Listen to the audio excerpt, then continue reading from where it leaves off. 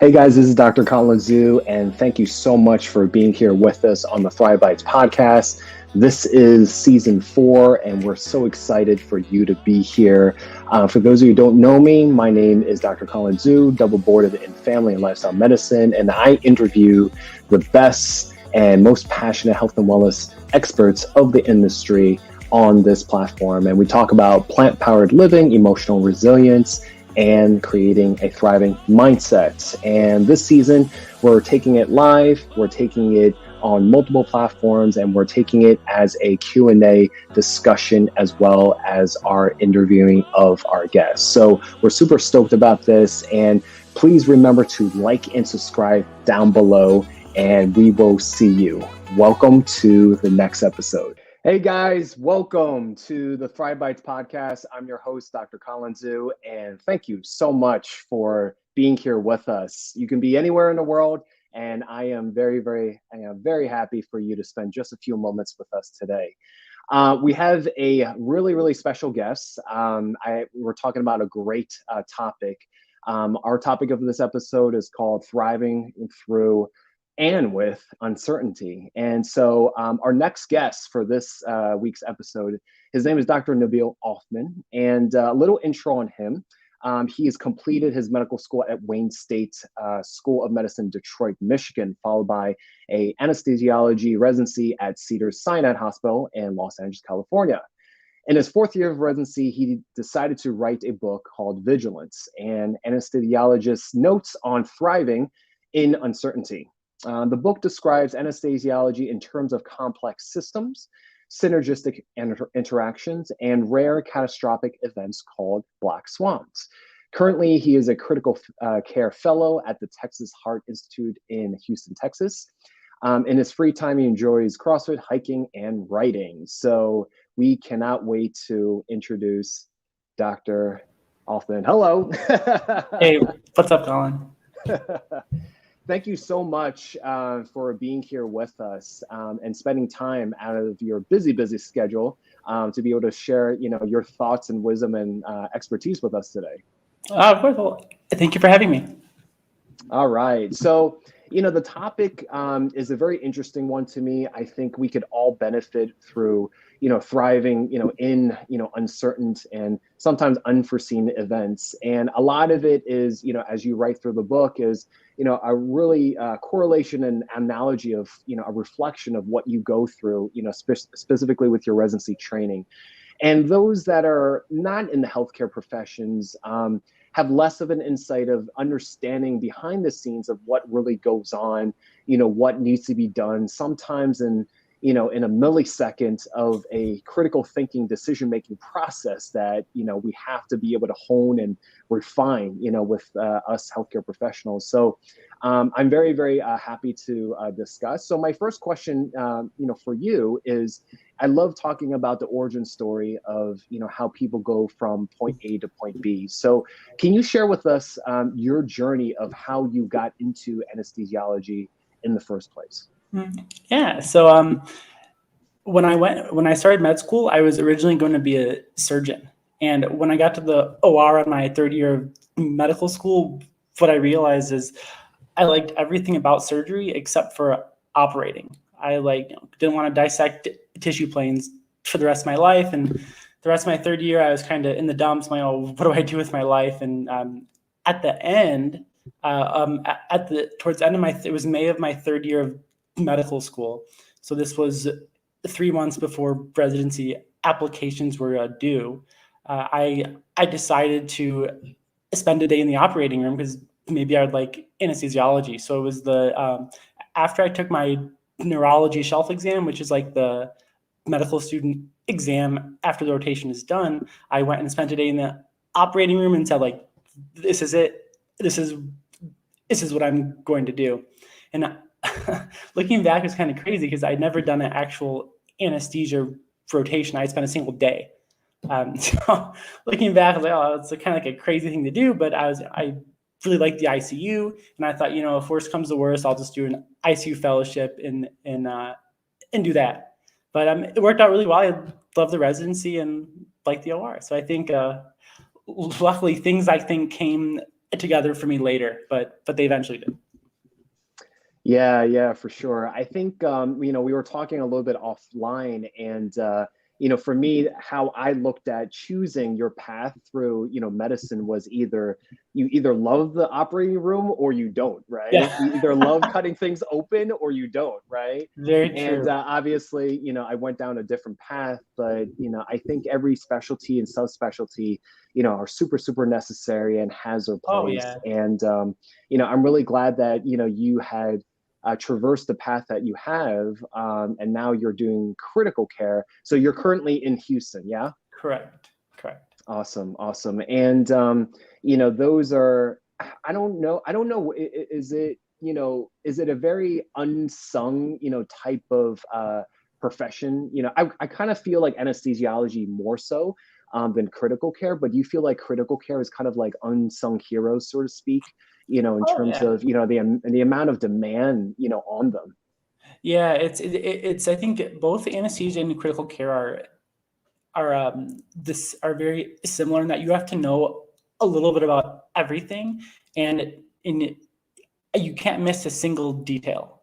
So one missed lab value, one missed fever, one not checking urine output for even an hour patients can decompensate very, very fast. And in anesthesia, the patients can't tell you what's going on. So it's a little bit like veterinary medicine in a way that you have to, you have this person on the table, and you can see what the surgeon's doing, you can see what your monitors are saying, and see what the patient is doing, but like they can't tell you anything.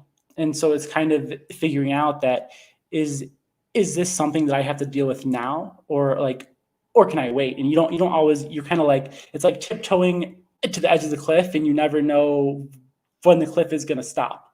And so you have to be very careful. And I think there's a lot more that goes into it than just sitting there in a chair. And that's a lot of that cognitive process isn't always obvious, but it's like exhausting.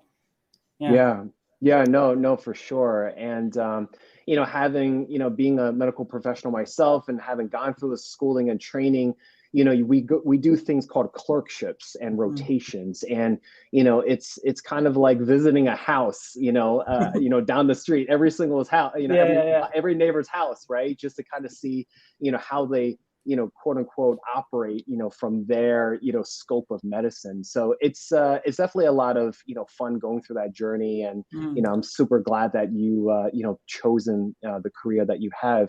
So, on that same vein, what would you say are the biggest misconceptions? If we're talking about anesthesiology, what do you say, that you get a lot, are the biggest misconceptions, and how, what is the reflexive truth or debunking of that? So I think the most surprising thing that I realize is a lot of people don't realize that anesthesiologists are doctors. And I was kind of blown away. But it's people don't realize that you have to go to medical school and do residency to be an anesthesiologist. And I think this kind of stems from anesthesiologists. They it's kind of our fault in a way that we choose this because we can like sit in our own little world and play with physiology. We people who choose it, we tend to not want to be in the spotlight, and patients don't always remember us, right? So as soon as we meet them in pre-op, we give them some Versed, which is a drug that relaxes you and makes you forget things. It's kind of like IV Xanax, and patients usually don't remember us. And so I think part of that problem is just that we don't get as much face time when patients are conscious as other doctors do. But Um, if you like, patients ask, I'm always happy to like explain it and tell them. I think most people they just don't know. It's like yeah. And I think even surgeons, probably have a leg up on you, right? yeah, Because like they go in right? They operate, the patient knows about the Yeah. surgery, right? But Yep. they may not know all the supporting secondary, I mean, I don't want to use that word Oh no, lightly, yeah. It's but yeah, it's kind of like a play, they don't know the secondary and support. They just, know correct. the main lead. And Yeah. then when they come out, right? There they are, the surgeon there to greet them Yeah. and say like, "Oh, hey, Mr. Smith, it Yeah, went yeah, yeah, well yeah, or it yeah. didn't went well," right? Yeah. So at least they get to see their face, right? And then they have Exactly. follow-up appointments and stuff like Yeah. that. So I definitely, definitely tip off my hat, for, that department, anesthesiology, critical care fellow. They're so needed and great bunch of Mhm. folks and brilliant people, brilliant people. Um, Tell us a little bit about the book that you wrote, right? Oh yeah. What was the impetus for that, and what inspired you to write it, and why do you feel like it was such an important, I guess, endeavor, for you to write about? So what I, as I was going through my training, especially during residency, what I realized was that anesthesia really isn't explained to anybody. The like basic concepts underlying anesthesia, but in other specialties, it seemed more obvious, and perhaps it just wasn't. This wasn't obvious to me for anesthesia. And I'm kind of a curious guy. I dabble in economics and psychology and other math, and I'm like go on Amazon and like usually read a book every like 2 weeks ish. And I think as I started reading more books, it started becoming very interesting that anesthesiology, it wasn't just about physiology and about putting a breathing tube in. Is there's very complex decision making and machinery that I've been developing over the course of my years of residency in terms of dealing with emergencies and triaging problems, like what's an urgent versus elective issue. Do I need to act on this now versus later? And so I started writing that down. I thought it was fascinating that there was this entire inner psychologic systems based approach to anesthesia no one had written down yet. And I think the book is important because it like takes everything that anesthesiologists intuitively know and writes it down and tries to apply it outside of the operating rooms. I think like our kind of thinking processes are extremely useful and extremely good. I mean, when you look at anesthesia mortality, it's incredible that like it's like, I think the most recent data. I like calculated this out of my book, but when anesthesia started in the 1940s and 50s, it was a patient. If you did 100 cases a month, the patient would die every 2 to 3 months. So this is just like if that happened today, no one would have a medical license. And now I think it's that I would have to do 100 cases a month for about 190 years, for me to for a patient to die during a routine case. So the mortality I think is incredibly low, and the patients in surgeries have gotten sicker and more dangerous. So I thought that was something remarkable that should be shared. Yeah, yeah, for sure. And I think there's a lot of obviously it's the knowledge, right? And obviously it's kind of like what we do in training is just by sheer numbers, right? Mhm. And obviously it's under a very safeguarded, protected environment, for us to train in. That's why it's called training, right? Mhm. So it's the application and just practicing these skill sets over and over and over again. And a part of it is just by sheer volume, Oh yeah. for those that, our medical colleagues watching this, they can relate because it's like endless nights, 24, Mhm. hour calls, like, so on and so forth, where, Oh yeah. it's really about sheer volume. And a part of it is really kind of getting every nuance and almost every case that you could possibly be bombarded with, Oh yeah. so that when you're quote unquote done, and out in the real world and, by yourself with no supervisor, then you can kind of draw upon, these experiences to be Oh able to yeah. say like, okay, I can work from confidence and Oh approach the situation. Wouldn't you yeah. agree? Oh yeah, and I think that's what I think what kind of differentiates a physician training from everyone else in the hospital is that everyone else is like taught to follow an algorithm. So if this happens, do this. If this happens, do this, and so on and so forth. Like doctors, I mean, we have guidelines, but the more patients that I see, the more I realize like guidelines might account for about like I'd say 25% of the knowledge that I have or of my current practice. And that's to say is you have to be able to look at a patient and say, is this a routine patient or is there something that's going to be unusual about this case? And then kind of call an audible and make adjustments. And that's really hard. What I found is like is it's crazy that it took 4 years of med school and 4 years of anesthesia residency. It took 8 years of just nonstop nights and weekends and just backbreaking work and sacrifice just to have like the most basic of decision making to practice just like safely. And I think a lot of people who don't go through our training, they kind of don't understand how high that bar really is.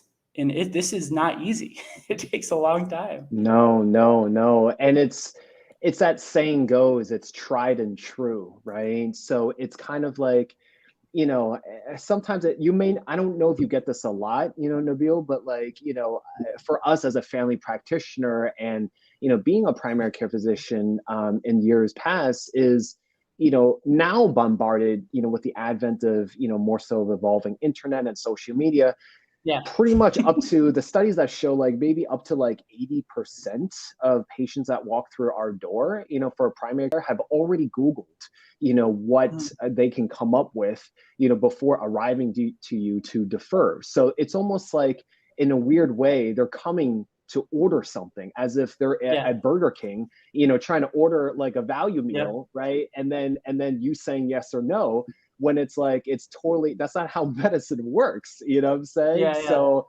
like you're describing, it's so much blood, sweat, and tears that we put into It's this, hard. and it's not that straightforward, right? Yeah. And primary care, I'd say, is like it's crazy how much you have to know. Probably even I think more than anesthesia because people come in, it's an undifferentiated patient who they could be having a heart attack in front of you. I mean, I had one of the patients who I saw during my third year of medical school in my primary care rotation. My a preceptor who's a family medicine trained diagnosed a PE that like walked into her clinic, which is like crazy.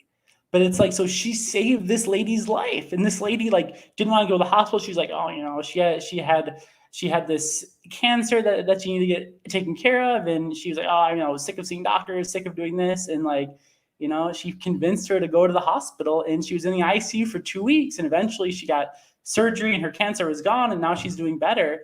But it's like it's really, really, really hard when the answer isn't presented to you beforehand.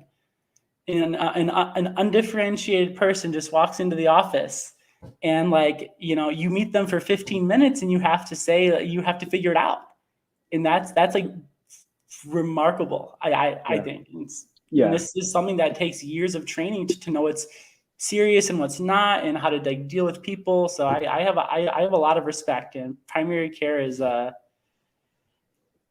Oh the yeah, backbone it's really. yeah, it's definitely. I mean, same. The respect definitely goes all around to every specialist, out there, and we do what we can, what I'm saying, and we do our best to cover every single case. And it's not from my end. It's not just about quote unquote saving people, but it's preventing things from happening as well Yep. is what definitely where my focus is. And Yep.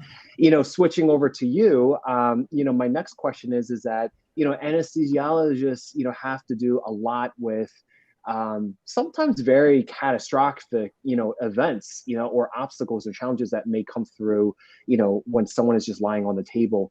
Can you, share a little bit, how kind of like an average case, I don't know if there's such thing as an average case, but Sometimes. just give us like a case example of like, how, something like an unforeseen event comes, how, an anesthesiologist's mind works in terms of in preparation, and maybe for, how that may relate to our current times right now. Yeah, and so I think what we see in the OR is more in as you see sicker and sicker patients who are getting more and more complex surgery, and what happens is you don't always know how these things interact, and so complications occur, and some of these complications can be life threatening. Like I was doing this case, it's like a peripheral nerve repair case on this young girl who had developed a bronchospasm, which is when the smooth muscle surrounding the bronchi constrict and prevent normal breathing. Her oxygen saturation immediately tanked, and I had about 30 seconds to figure out what was going on. And I think one of the things that anesthesiologists do is we kind of try to think through what the possible complications are ahead of time, and then always keep those in the front of our minds. So it's bronchospasm, although it's pretty rare to see it, it is a known complication. So I think fully understanding the bad things that could possibly happen, and then already having a game plan in your head. So the preparation is like 90% of the fight, and then execution is the other 10. And so I already had this loaded, even though I had never seen one.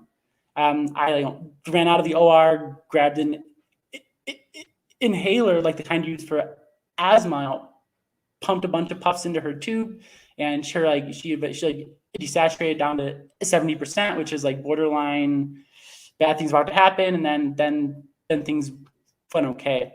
And so I think people that the lesson from that story is that it's more important. It's not so much the progress that you make, but how to prevent yourself from completely going broke and like failing.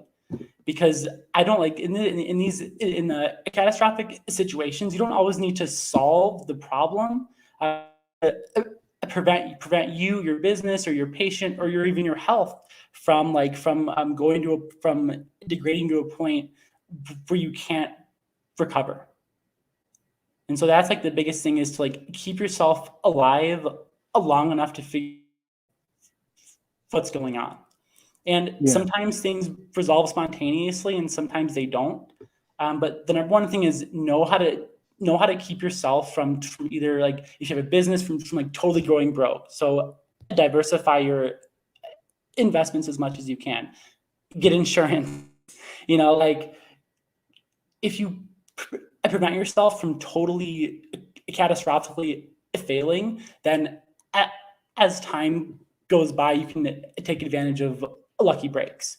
But if you die prematurely, you can never take advantage of those breaks in the future. Yeah, that's actually great. I like what you said about, the 90% preparation and the 10% execution. And, if you take where we're currently at as a context, it's almost like, in a way we weren't prepared, right? We were severely underprepared with everything, especially, in your profession, in your field right now, everything is just being swamped all the time. And so it's kind of like, even with that preparation, you could even be like 110% prepared and still have something go south. But, it's the likelihood, right? It's a likelihood of, being able to have a game plan for something. So, like you said, what beautifully with the house, and in terms of insurance, and, I would even add in like a rainy day or emergency fund, or, for me, I travel a lot, so it's travel insurance. So, it's about Yeah. really having these tool sets in hand, but but before you even get to that, it's really about having the mindset, what could go wrong. So it's almost like you're almost like a risk, what do they call it, a risk adjuster, or like an auditor, or Kind of, something like. I think, What is that Ben yeah. Stiller And character on Along Came Polly? yeah, it's that no, guy. I think like anesthesiologists go into cases assuming everything is going to go wrong. And when it like doesn't go wrong, we're happy. But I think when you assume things are going to fail, you kind of like cue your brain to actively avoid them. And I think that's like key, is to understand that there are days where you might not make a ton of progress doing something, like studying, with your family, business wise, money wise. Some months you're negative, some months you're positive, some months you're even. And that will happen. But I think the key is to not put yourself into a situation where you can't recover. And the same thing with like mental health as well. It's like the same idea, is to like find ways to keep yourself buoyant. Like, call your friends, call your family, take care of yourself. Because like for me, residency has been very much like ups and downs of easy, difficult, very stressful, not that stressful, and you can't control that. And but you have to kind of find a way to make it so that you still stay within the margin of functioning. Yeah, exactly. And I was, when you were doing that hand motion, I was thinking of a roller coaster. Yeah. And whenever you get on a roller coaster, it's like you have no idea which way it's gonna go, up and down, that's just left life. way, sideways, twists and turns. You're like, that's literally life, right? That's life. And you do your best to be like, okay, let me just kind of sit here, make sure the seatbelt's in place, and hope for the best, but just making sure you're prepared. So I think that's a great way in terms of preparing and stuff like that. So so I want to go to a commercial break real quick. Sure. And guys, for those of you who are watching, this is Thrive Bites podcast. I'm your host, Dr. Colin Zhu. I'm here with the awesome Dr. Nabil Othman. And if you have any comments or questions, please write in, and we'll be right back with our commercial break. As a yoga therapist, we kind of break a lot of conventional yoga rules. So much of what we see in group yoga classes, they're really focused on sort of form and athleticism and sort of the overall aesthetics. And yoga is this very accessible movement system that anyone can start or embark on at any point in their life and continue throughout the lifespan. All right. So those are welcome back. Again, this is Thrive Bites podcast. I'm here with the awesome Dr. Nabil Othman, and we're talking about thriving through uncertainty. And so one of the questions I want to ask is, the current environment that we're living in. There's just, I think you and I both are kind of like, how are we still here? I think that's kind of like our biggest, thing. Every day. We're like, this should have, been finished like a while ago. But, again, it comes back to, preparation, mindset, getting things in place.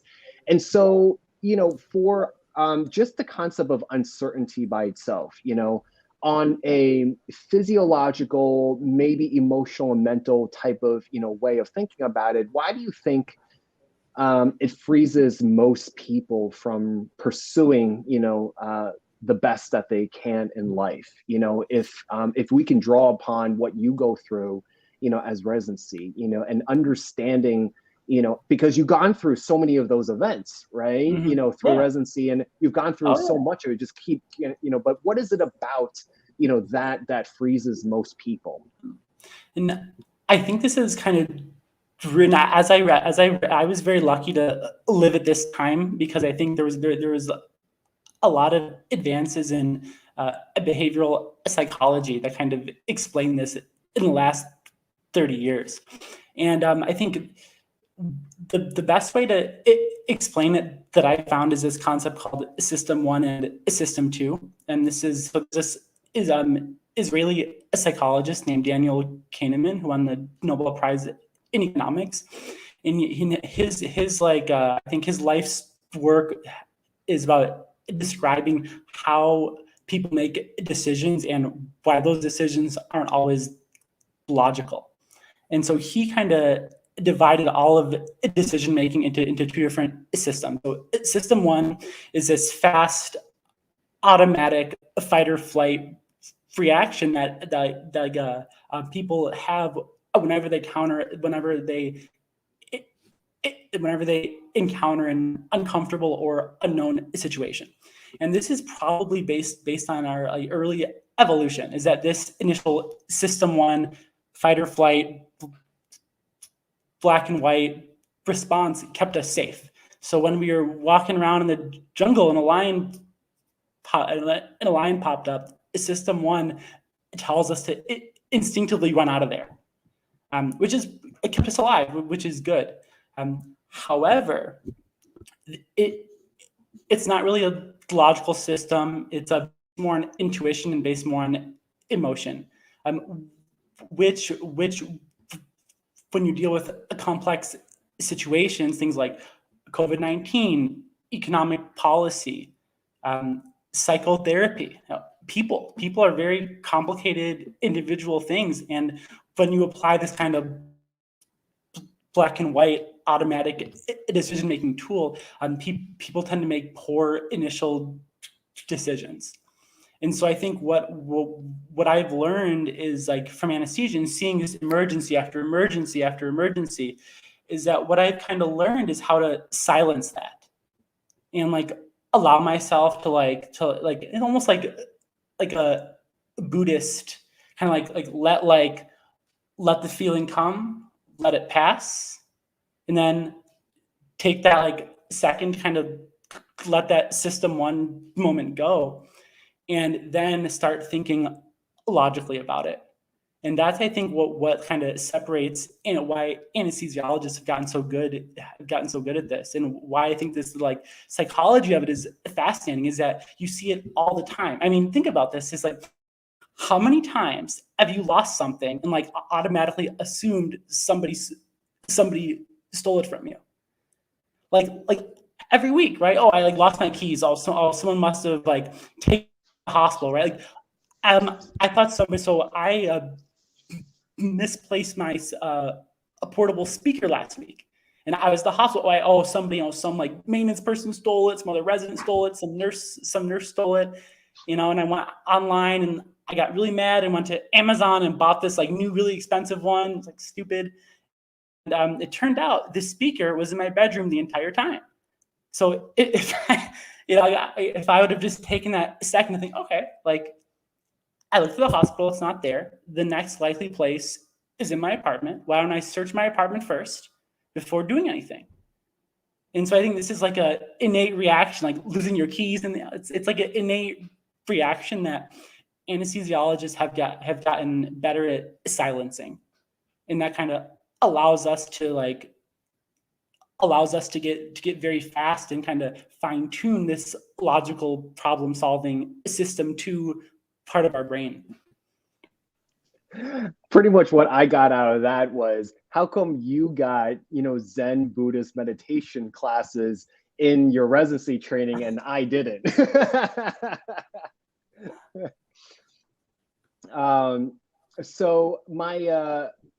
So it's definitely very, very important to be able to just kind of pause and really be present with how am I going to attack the situation, right? And then with that repeated skill set, to kind of act as opposed to react, Correct. is Exactly. I believe what you're describing, and I think a lot of what we're doing in society is being in a more reactive state, Yes. but if you think about it, it's almost like it's not really, it doesn't give us solutions at the end of the day. Like it doesn't give us answers or the next step on how to solve a problem. I mean, I don't remember a reaction being, contributable to a solution. So I think it just kind of adds more fuel to the fire of, sometimes unnecessary heated debates and back and forth and he said, she said. It's like, what's the point?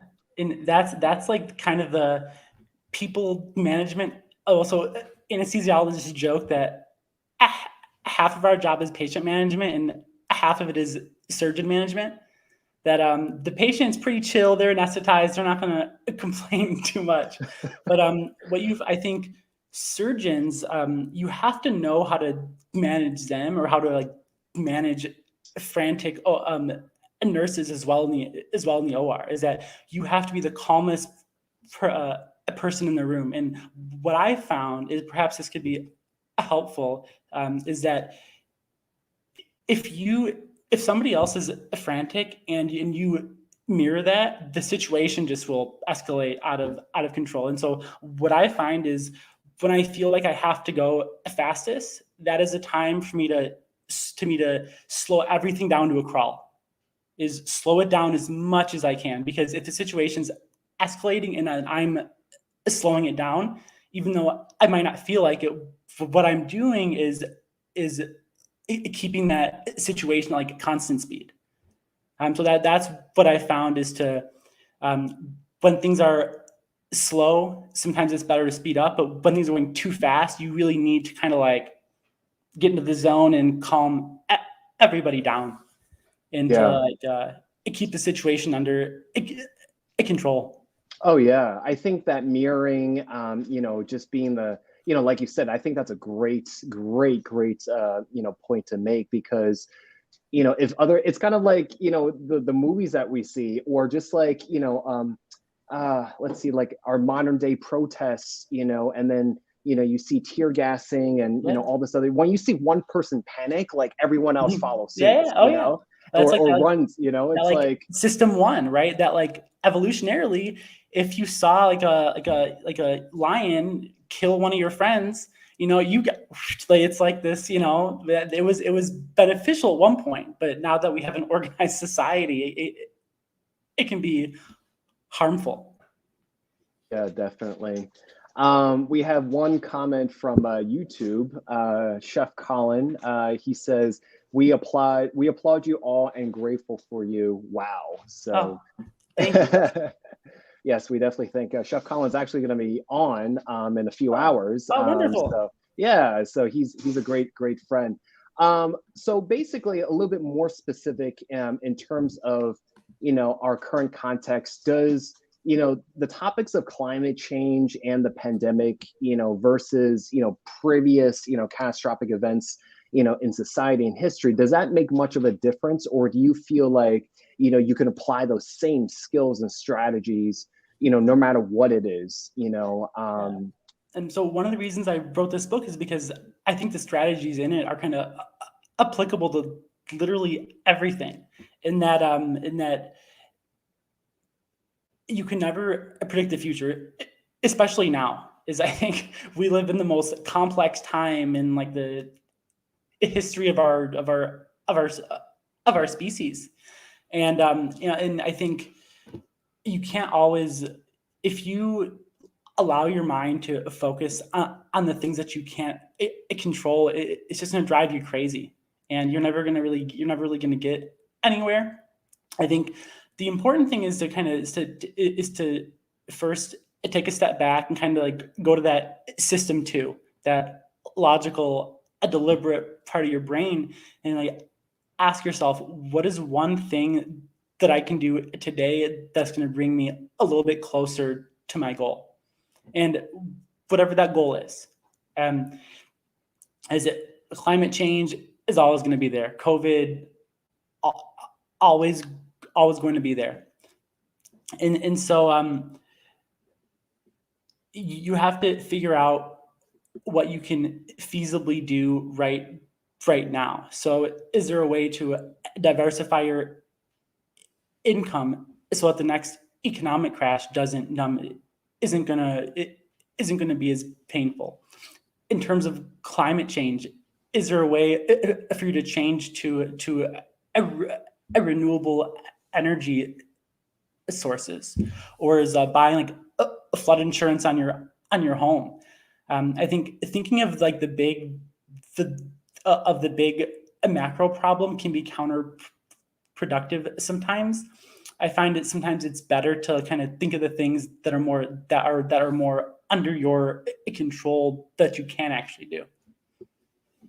No, that's great. That's great. I think what you said was beautiful in terms of, what can I focus on right now? When I think of these events for me, I think of it as, I do a lot of hiking, I do a lot of running and stuff. And so, for me, I abhor inclines, right? So, but I tell my patients and I tell, my colleagues, I'm like, don't look at the Mount Everest, right? Yeah. Look at the smaller hills and tackle those first, right? Agreed. And then slowly but surely, agreed, it will accumulate, to that Mount Everest, eventually, what I'm saying? So, I love what you said, just do what's in front of you, attack what you can, right? And then tomorrow will be another day. So it's pretty crazy that when I started medical school, I look at like what I can do then and what I can do now. And it's really cool to be up in the middle of the night, like the end of residency, literally like bringing people back from death when they like, when they're like heart stops on the floor, when like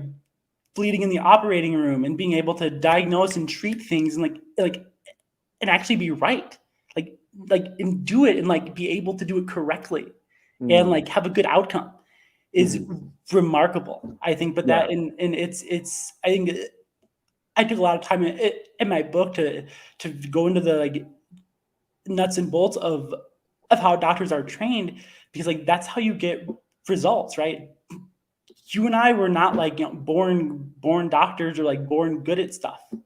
And I think you have to really dedicate yourself for years and take on what you can, like grow as a person. And what I found, at least, is that when I focus on that is every day trying to learn something new. Over the course of years, it turned out that like that stuff added up. And like it's like having a puzzle and putting it together random piece at a time. Yeah. And then over the course of a while, eventually you can see the whole puzzle and like, oh, like that's what I thought. Yeah. That's pretty cool. It's a beautiful, picture that you see. Yeah. And you don't know until like you traverse that time and energy put into it. And it's great. So Nabil, I'm really, really enjoying this. We're going to close out. I'm going to ask you this last question. What would you say, given, everything that you've kind of accumulated and amassed so far, what would you say are your top 3 strategies that you would recommend, for the next, catastrophic event, no matter what it is, or even just something that, we may make up in our head, like you said, system 1, we're fight or flight, right? We can easily just think of, something bad is going to happen, right? So what would you say would be like your top 3 strategies? So number 1, I'd say, is a diversification, in that I would figure out the 5 most essential functions of your life. And that could be anything. It could be your job, your kid, your dog, going to the gym, getting enough sleep. Whatever the things that I think are the most important to you, have multiple ways to get those things done. Is that if you have like just kind of an airplane is set up with multiple redundant systems, set up your life with multiple redundant systems, assuming that 1 or 2 are going to fail. In that way, although you might lose some less important things, you're always going to prioritize like 3 to 5 main things in your life that bring you joy and purpose. Number 2, I'd say, is don't project too far into the future. People, I think everyone does. I do this sometimes too. Everyone does it, that we have this idea of, oh, if I do this, then this is going to happen, then this, then this, and then this. And, after 5 iterations, you have this fantasy in your head that's just not consistent with reality. And so part of what we learn in anesthesia and med school, and surgeons as well, this is probably the biggest for surgeons, is to stay in the moment and you keep asking yourself, what can I do right now? Because the past is gone. You can't change it, and the future can't be predicted. All that you really have is like right now. So try to optimize your present, and then things will work out. And number 3, I think, is that whenever something catastrophic occurs, it always presents an opportunity. So I think COVID taught a lot of people that the life that they were living wasn't really the life that made them happy. And some of them are now not willing to go back to lowly paid jobs. Some became entrepreneurs. Some are spending more time with their families or taking their life in a totally different direction. And so I wouldn't approach catastrophes and like huge tectonic shifts in life as pure tragedies. I kind of look at things, everything has both like a light and a dark side to it. In that, like, whenever something happens, see it as an opportunity of like, how do I adapt to this? How do I challenge myself? How do I make myself better, or put myself in a position that is more consistent with my happiness? So the like 3 things is like, and make sure that you can always do the things that are most important to you, to focus on your present versus your past and your future, and then see big catastrophic events as opportunities. I love it.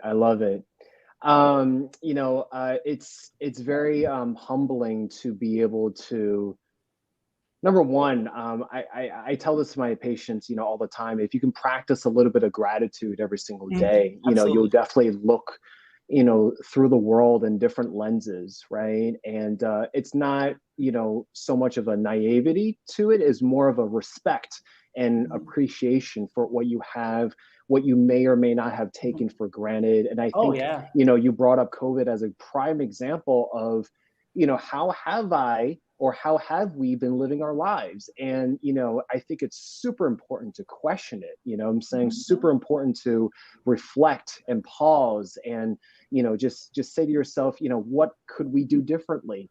Because, that cliche is no longer a cliche. In my eyes, life is short, but I would add on to that life is very fragile. And so, what can we do moving forward today? And, I think the repeated theme of what can I do now keeps coming up. So I thank you for, number 1, showing up, number 2, doing what you're doing. I can't wait for you to be a full-fledged attending and, go and save the world, 1,000 times over. And I really appreciate you taking the time to be here. If people are interested in learning about you more and wanted to get your book and find out more about you, where can they go? So I made a website. It's airwaybagelcoffee.com. And that's it's like based on a joke in anesthesia. Of the ABCs of an emergency are airway, breathing, circulation, and then we joke in anesthesia. It's like airway, then you put in a breathing tube, and then you go get like breakfast or bagel in your coffee. So. Is that how it's spelled? I just added. It's airwaybagelcoffee.com. One word. Yeah, it's all like. One word. Okay. Cool. Awesome. And so again, thank you so much, for being here and for doing what you're doing. We greatly appreciate it. Yeah, well, I thank you for having me. Guys, thank you so much for watching, this episode. If you found this to be a benefit for you, please like and subscribe and follow, and please share with others. And until, the next episode, please say goodbye to Dr. Nabil Othman. See you, Colin. Thanks, man. Guys, thank you so much for watching that episode. We hope you enjoy it. And please remember to like and subscribe down below so you can get continuous updates for future episodes and future guests. And we can't wait for this upcoming season. So don't forget to like and subscribe, and we will see you